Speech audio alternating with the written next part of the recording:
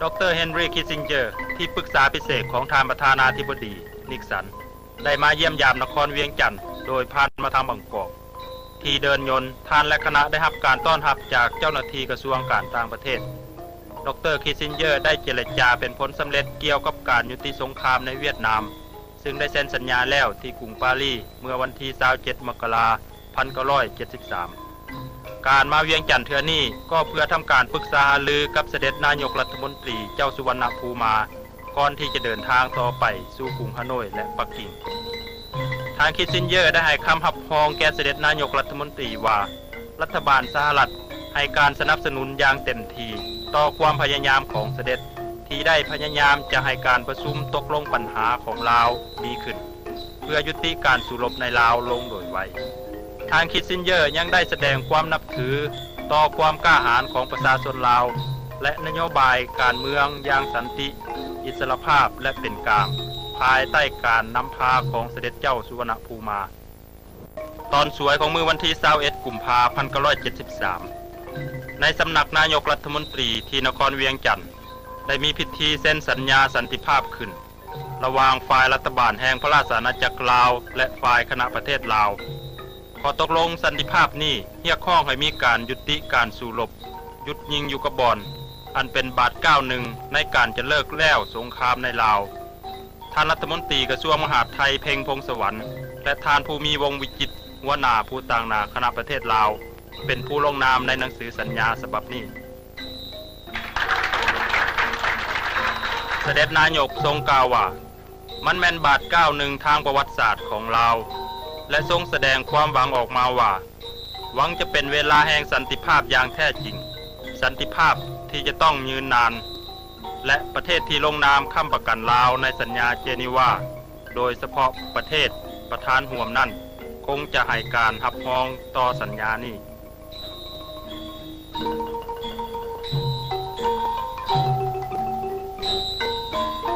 ต่อคำถามของนักสื่อข่าวท่านรัฐมนตรีเพ็งพงษ์สวรรค์บอกว่าบ่ได้มีการเอ่ยออกสื่อใดๆของกำลังต่างชาติในสัญญานี้แต่ได้เรียกร้องให้กำลังทหารทุกๆฝ่ายเคารพต่อคำสัญญาของตนท่านภูมิวงศ์วิจิตรกล่าวว่ายังมีปัญหาอีกหลายอย่างที่ยังตกลงกันบ่ได้ซึ่งจะได้เจรจากันต่อไปแล้วจึงจะได้ประกอบรัฐบาลผสมชั่วคราวขึ้นได้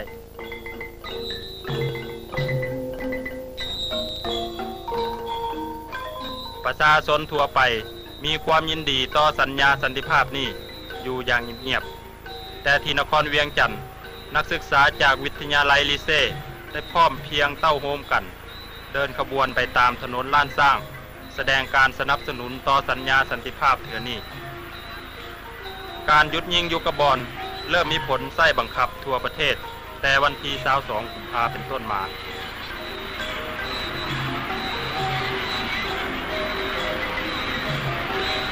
พอตกลงในภาคที่5ได้ระบุว่าให้ทำการจัดตั้งรัฐบาลผสมชั่วคราวขึ้นภายหลังการหยุดยิง30 มื้อ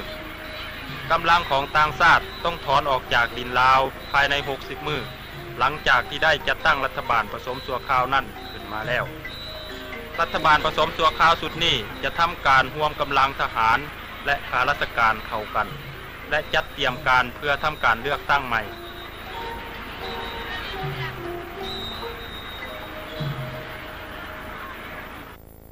ที่สำนักนายกรัฐมนตรีเจ้าสุวรรณภูมิที่นครเวียงจันทน์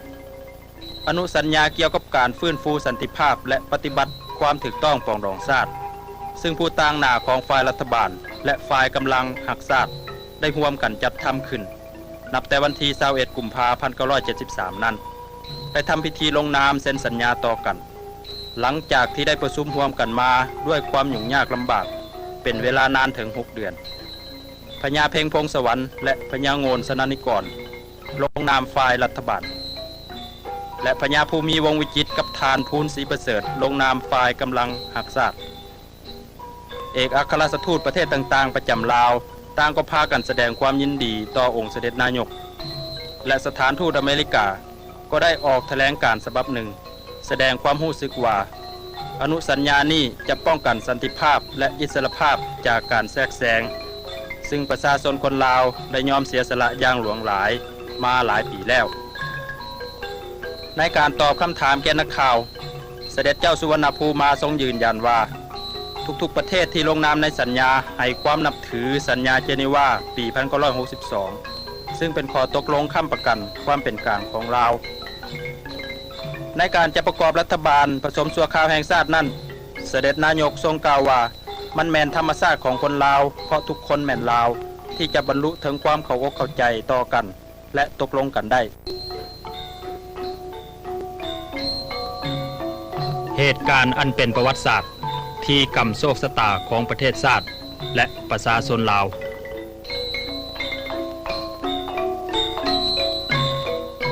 เสด็จเจ้าสุวรรณภูมินายกรัฐมนตรีผู้สร้างสันติภาพ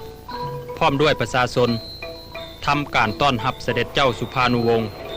ประธานศูนย์กลางแนวลาวรักชาติ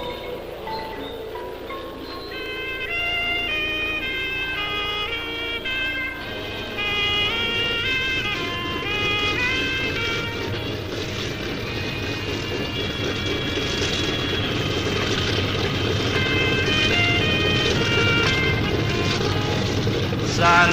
ติภาพมาแล้วทอดโคมทันแถวแนวลาววงศาคณาญาติ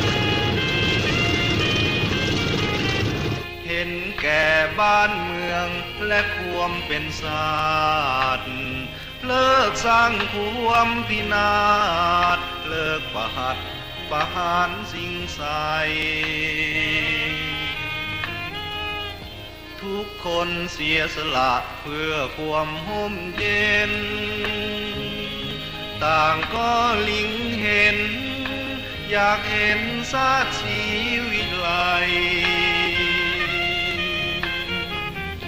ผ่อนสั้นผ่อนยาวเข้ากันจนได้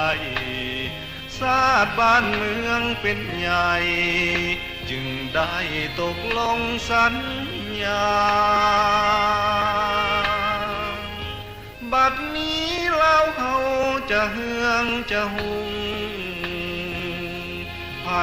ก็หมายมุ่งปรับปรุงส่งเสริมพัฒนาหับหูทุกอย่างอยู่ห่างอนุสัญญาทั้งฝ่ายซ้ายฝ่ายกลางฝ่ายขวาต่างหันมาหากันด้วยสันติภาพมาแล้วดังน้ำเต้าแก้วหดส่งทั่วธรณีไว้วอนภาวนาส่งเสริมเต็มที่ขอให้ลาวเฮานี้สุขสีหุ่งเฮืองถาวร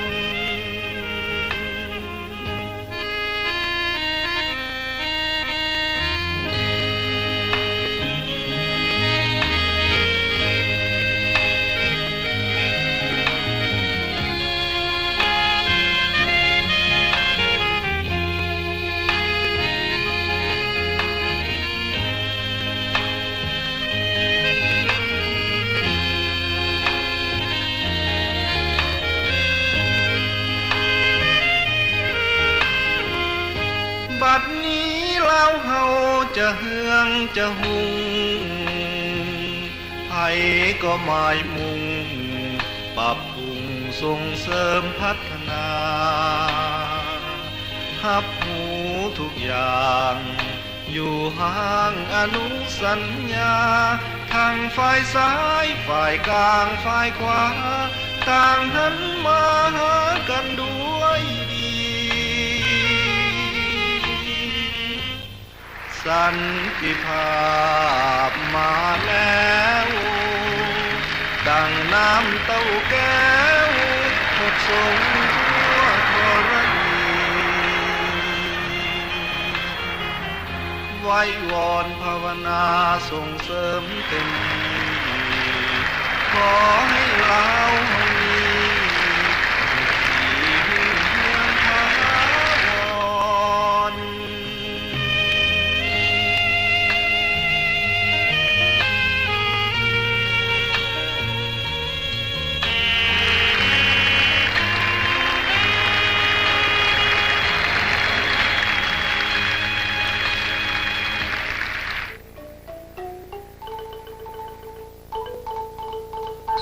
ในตอนบ่ายที่พระบรมมหาราชวังหลวงพระบางตามข้อตกลงในการจัดตั้งรัฐบาลผสมชั่วคราวแห่งชาติโดยมีเสด็จเจ้าสุวรรณภูมิเป็นนายกรัฐมนตรีซึ่งมีคณะรัฐมนตรีจากฝ่ายเวียงจันทน์10 ท่านจากฝ่ายบรรดากำลังหักษา10 ท่านและผู้ที่ทรงคุณวุฒิอีก4 ท่านรัฐบาลสุดใหม่เข้าคาบบังคมทูลพระบาทสมเด็จพระเจ้ามหาชีวิตที่พระบรมมหาราชวังพระบาทสมเด็จพระเจ้ามหาชีวิตได้ทรงมีพระราชดำรัสให้รัฐบาลที่ประกอบขึ้นใหม่นี้จงใส่ความพยายามจนสุดความสามารถเพื่อให้ประชาชนได้ดำเนินชีวิตไปด้วยสันติสุขภายใต้ระบอบประชาธิปไตยเอกราชและความเป็นกลาง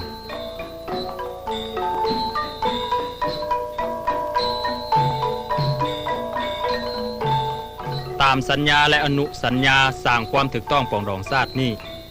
ยังได้มีข้อตกลงจัดตั้งคณะมนตรีผสมการเมืองเคียงคู่กับรัฐบาลอีกด้วยโดยมีเสด็จเจ้าสุภานุวงศ์ทรงเป็นประธานซึ่งประกอบด้วยสมาชิก42 ท่านในโอกาสที่เข้าเฝ้าพระบาทสมเด็จพระเจ้ามหาชีวิตนี้พระองค์ทรงมีพระกระแสรับสั่งให้คณะมนตรีนี้จงช่วยสร้างตั้งราชอาณาจักรลาวให้เป็นไปตามวิถีแห่งกฎหมายรัฐธรรมนูญเพื่อความเจริญรุ่งเรืองและวัฒนาถาวรของประเทศชาติและประชาชน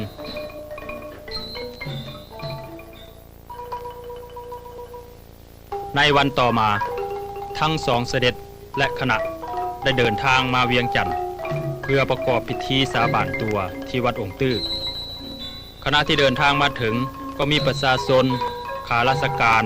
พร้อมด้วยคณะทูตานุทูตไปคอยต้อนรับอย่างคับคั่งสารแสดงความปิติยินดีจากผู้นำทั่วโลกในการสร้างสันติภาพเป็นผลสำเร็จของทั้ง2เสด็จก็ได้หลั่งไหลมาจากทั่วทุกมุมโลกมีฝรั่งเศสอังกฤษสาธารณรัฐประชาชนจีนสหภาพโซเวียตและสหรัฐอเมริกาศาลจากประธานาธิบดีสหรัฐได้ให้คำมั่นสัญญาต่อเสด็จนายกว่าประชาชนและรัฐบาลอเมริกันมีความปรารถนาอย่างแห่งกล้าที่จะช่วยประชาชนลาวบูรณะสร้างสาประเทศชาติต่อไปและในการดำเนินงานของอเมริกันก็จะต้องอยู่ในขอบเขตของสัญญาและอนุสัญญา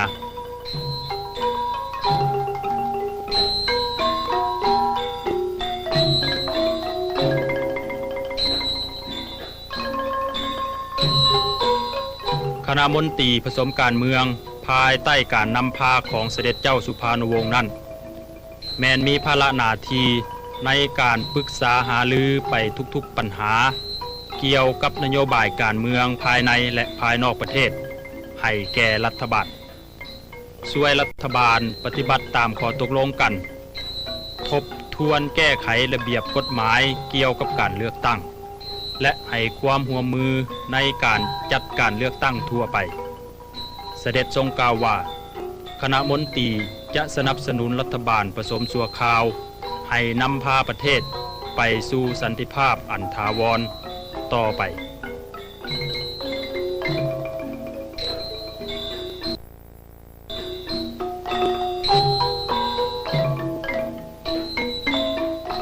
เสด็จนายกรัฐมนตรีได้สรุปนโยบายอันสำคัญของรัฐบาลดังต่อลงไปนี้คือปฏิบัติการหยุดยิงอย่างเข่งขัดค้ำประกันสิทธิเสรีภาพของประชาชนร่วมมือกันในโครงการพัฒนาเศรษฐกิจและวัฒนธรรมให้เจริญรับและแจกจ่ายการช่วยเหลือที่ได้รับมาจากต่างประเทศและดำเนินนโยบายการต่างประเทศอย่างอิสระตามข้อตกลงว่าด้วยความเป็นกลางที่เซเนลปี1962เขารับน้ำพิพัฒน์สัจจาที่วัดองค์ตื้อโดยที่ทุกคนได้ให้คำปฏิญาณตนต่อพระพุทธรูปองค์ศักดิ์สิทธิ์ว่าจะจงฮักภักดีซื่อสัตย์สุจริตต่อชาติศาสนาพระมหากษัตริย์และ รัฐธรรมนูญเพื่อจะปฏิบัติภารกิจจนสุดความสามารถเพื่อความสุขสวัสดีของประชาชนทุกทั่วหน้าสันติภาพมาแล้วดังน้ำเต้าแก้วหดส่งทั่วธรณีไว้วอนภาวนาส่งเสริมเต็มที่ขอให้ลาวเฮานี้